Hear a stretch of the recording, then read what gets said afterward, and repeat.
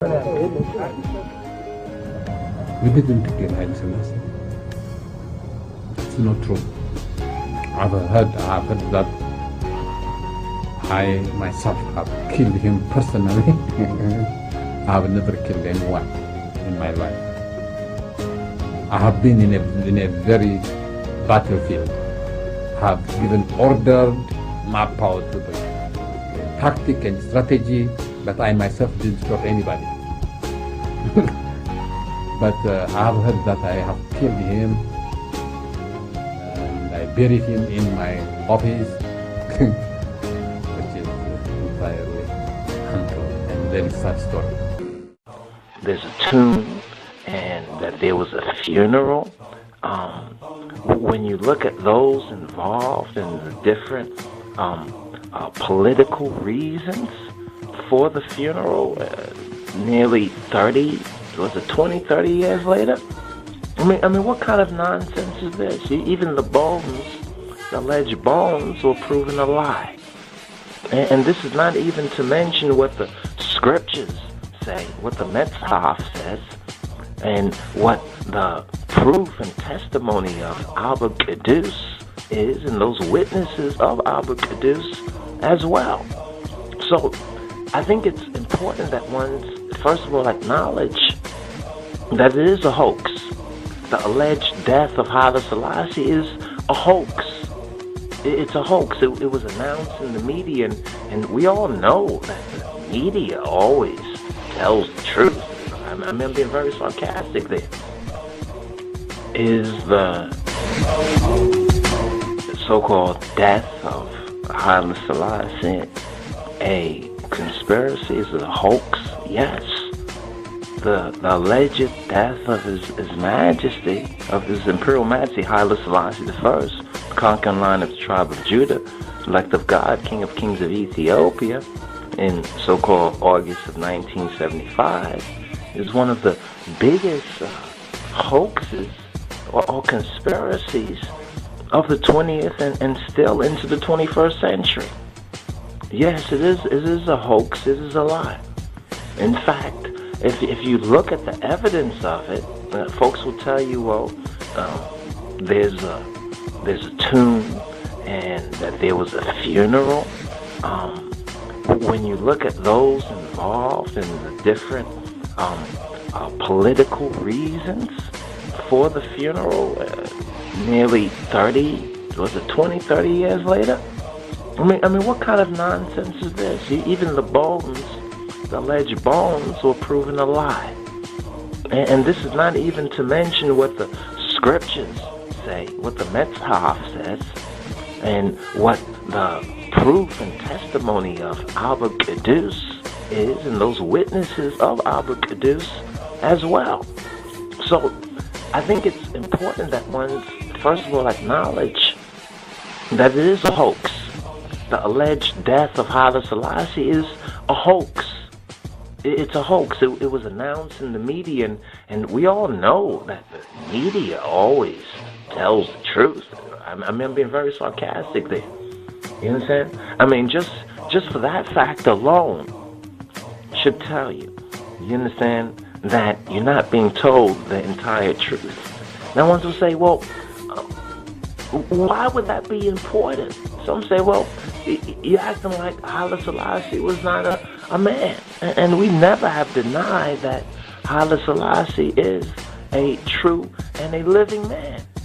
And that has been our one and only testimony as Rastafari. But what's interesting is that many who are not Rastafari, or who were not Rastafari, are beginning to find their own evidence and proof of exactly what we've been saying for the past 20, 30 years concerning not just Haile Selassie, but also concerning the whole global situation.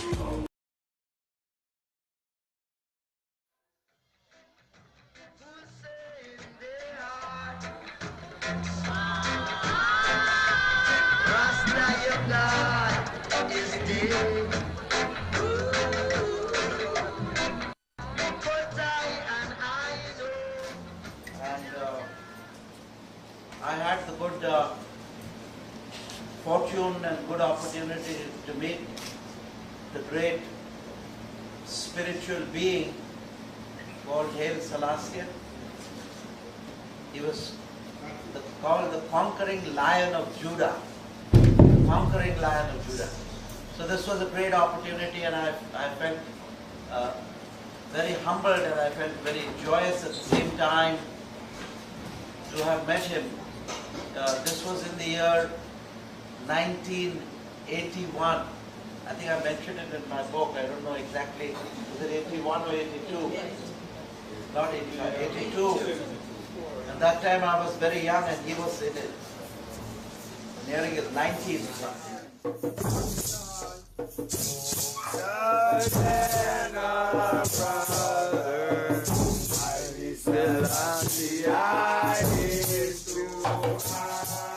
It was a great experience to meet such a spiritual being. He was not an ordinary being, he was a spiritual master. Oh! And his work was very difficult because he took on a lot of karma, a lot of hardships from the people of Ethiopia. His souls had to pass through these tribulations, they had to pass through trials to get to the eternal heavens, to get to the eternal space, the space of God. So he was preparing the space of God for not only the people of Ethiopia, but people all over the world.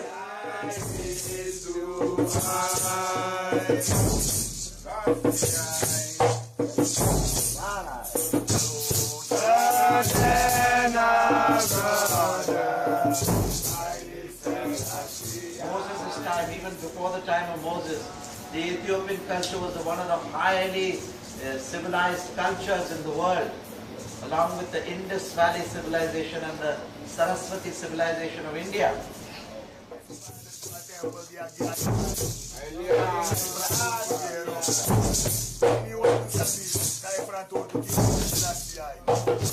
Some people had said that His Majesty had already gone, he had taken his samadhi, he had actually died.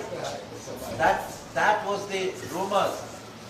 But some people, the Rastafarian people and other people, that feel that he came back from his body, because I met him in 1982 and he was declared dead in 1970, sometime in 1970, right? 1975. And I met him in 1982. That means, like the Christ, he has either risen from the dead. So this is the thing which it's a very spiritual thing. I won't want to go into this.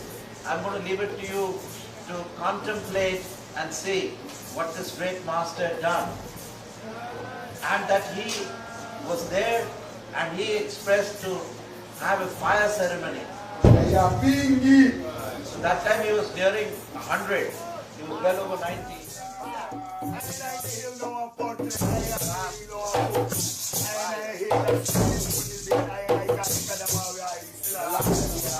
His question was that when I wrote in my book that I met His Majesty Haile Selassie in 1982, his question was, did anybody challenge you, because he was already dead in 1975, and or did anybody want to question you on that? So I felt that the Rastafarian community had a great sense of awe. It was surprise, and they did not challenge because they knew and they felt that His Majesty had the power to resurrect. You understand? And those Rastas who wanted to challenge did not have the courage, because they knew that that His Majesty, after all, he is from the house of Solomon and of the house of Sheba, and this is a very sacred thing. He is a divine being, and the divine being can do anything. And I think you see.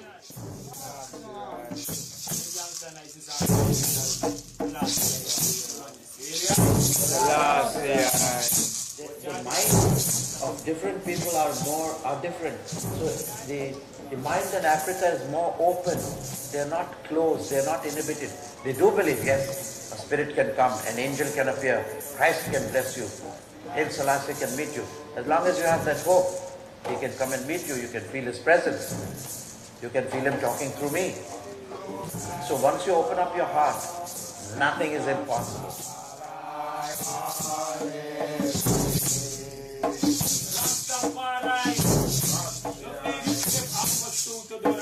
Nothing is impossible. God is not impossible. Only the stupid mind is impossible, which keeps tripping over its own doubts. And then ultimately, if the mind keeps doubting, it gets analysis, paralysis, and dies. The moment your mind dies, God appears. God is no mind. God is. And when the mind disappears, God appears. As long as the mind is there, God chooses to be in the background. Because the mind is ego. It's piping up all the time and trumpeting its own glory. I did this and I did that and I went here and I went there. So these are the sort of discussions I had with His Majesty. And he was very intrigued in the science of yoga, in the science of Kriya Yoga and breathing. And he practiced it. And when he practiced it, he saw the result also. He is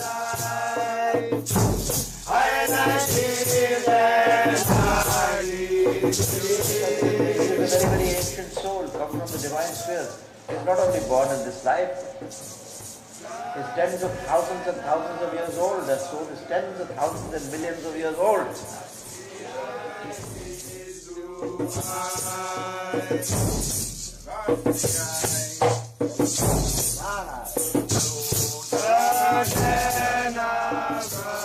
Definitely he is such a power that if you invoke him in meditation, he can come. He is more than an ordinary soul. This is the message, which all of you are aware of.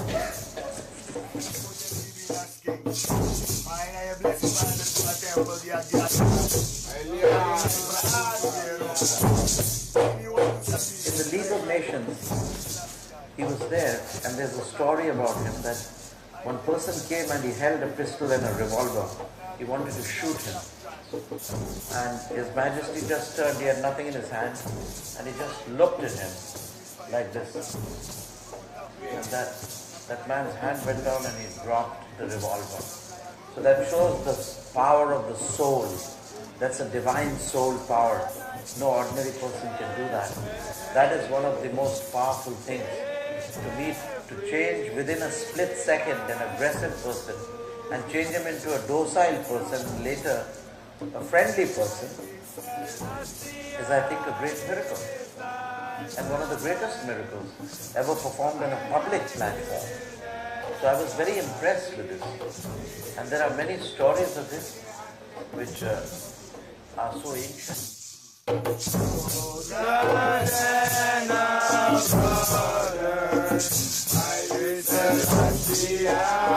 there are people who know what he did and who he was. And certainly one of the great gifts to humanity.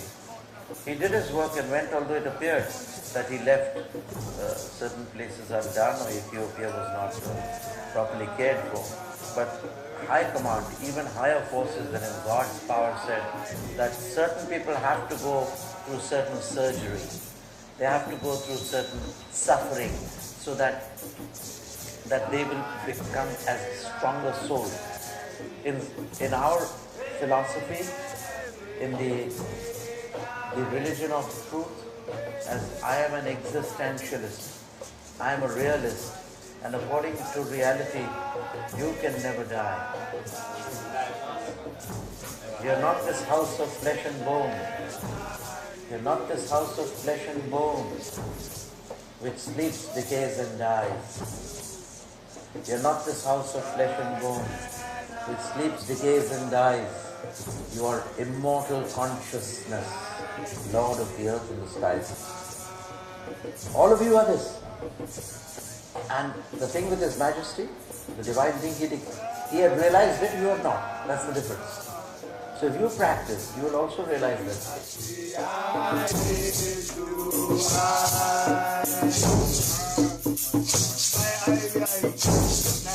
That Ethiopia will come up on the world scenario. Yeah, because the souls who are there will always be there.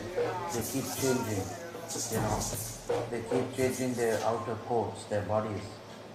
But the inner man is the same. The inner person is always the same.